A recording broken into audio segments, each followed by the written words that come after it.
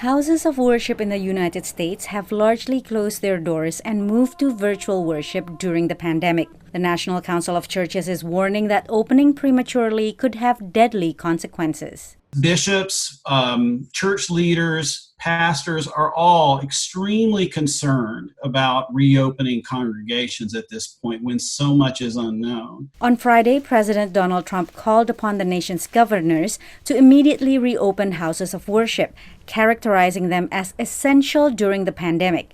He threatened to override any governors who continue to keep houses of worship closed. Some governors have deemed liquor stores and abortion clinics as essential, but have left out churches and other houses of worship. It's not right. It's unclear whether Trump has the legal authority to dictate to governors on the issue. He said he has directed the U.S. Centers for Disease Control and Prevention to release guidelines that include how to disinfect houses of worship and modify religious services.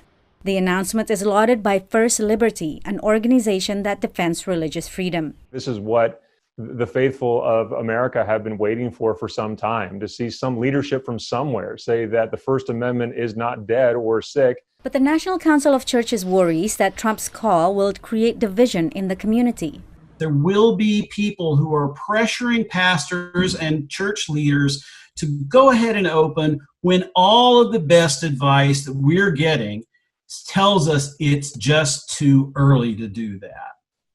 We have to remember that when this pandemic started in the United States, it started in houses of worship where people sing, where people are close together, and this is a place where we have to pay very, very special attention as we reopen as a country. The announcement is also unlikely to change plans of American Muslims who are celebrating Eid al-Fitr to mark the end of the fasting month of Ramadan this weekend. President Trump, who choked on the word mosque when making this announcement, the originator of the Muslim ban, will have no bearing on the religious activities of the American Muslim community.